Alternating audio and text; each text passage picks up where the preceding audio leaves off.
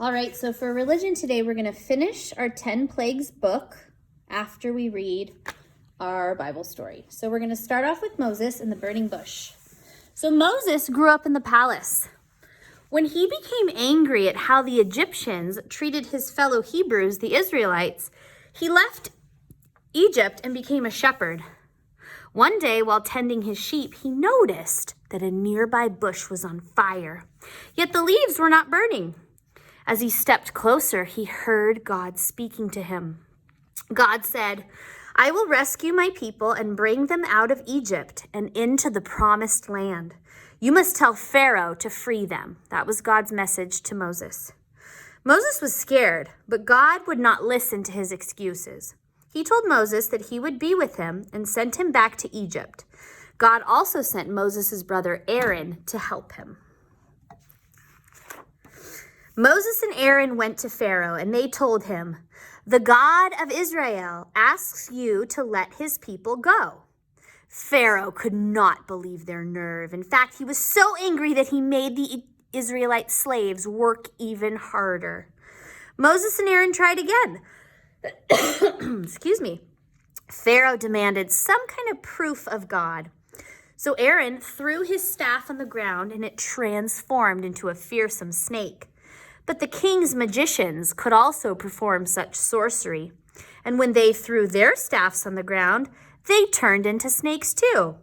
But Aaron's snake swallowed up the other snakes. But the king's heart was hardened. He would not let the Israelites go. So now God's going to send the plagues, right? Then God sent a series of plagues, each more terrible than the last, upon the Egyptians.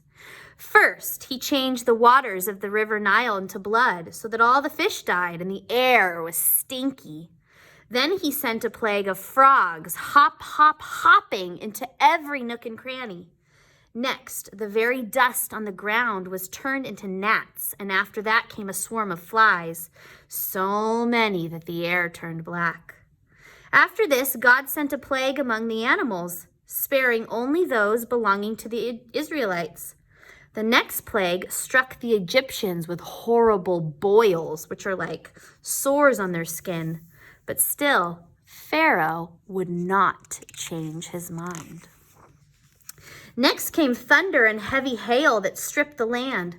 The lightning struck again and again, and there were fires.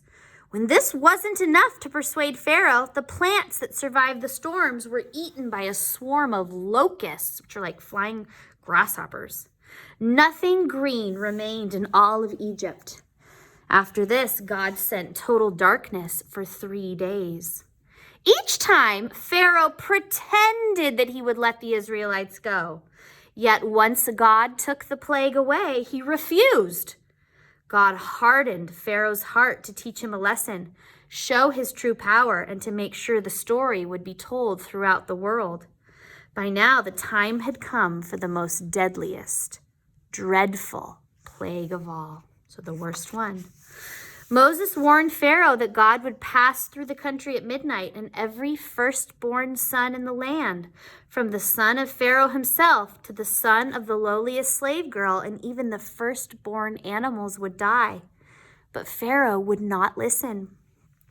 Moses told his people that each family must put lamb's blood on the door frame and eat the meat of the lamb in a special way. So all the Israelites put the lamb's blood over their door.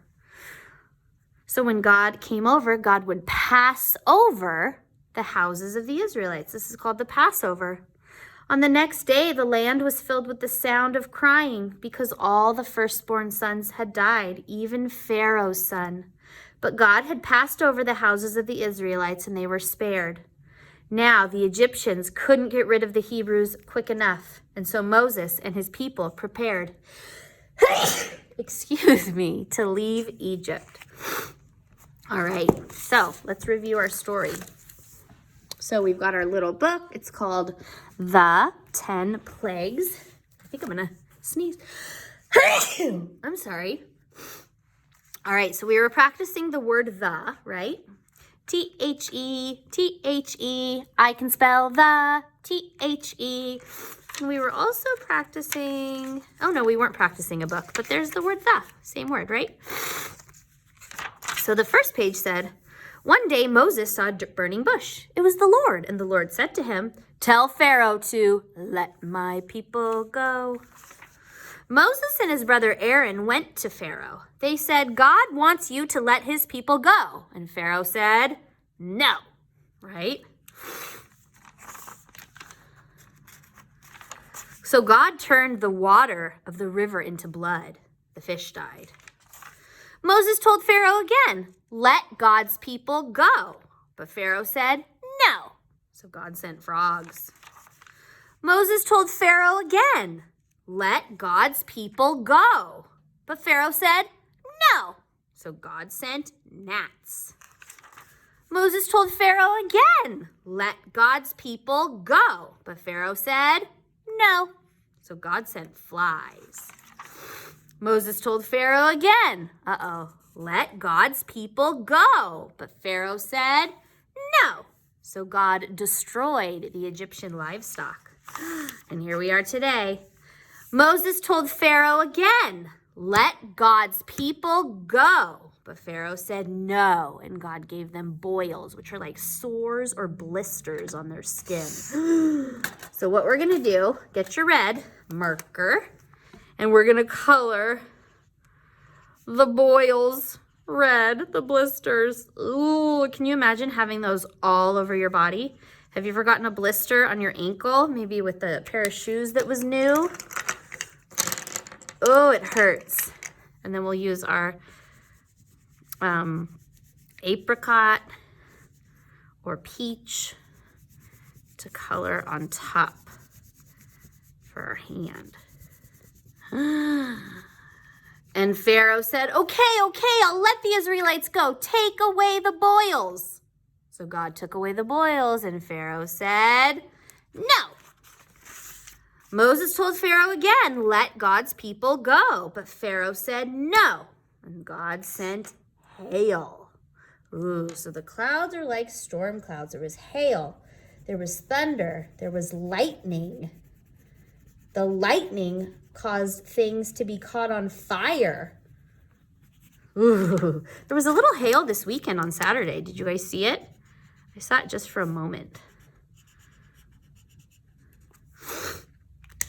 So God sent hail, and Pharaoh said, okay, take the hail away, take the storms away. And Moses told Pharaoh again, well, then let God's people go. But Pharaoh said, no. So God sent locusts, which are like, kind of like brownish, greenish, flying grasshoppers. And I think they were eating all the plants. I'm going to use green, and then I'm going to kind of use brown on top.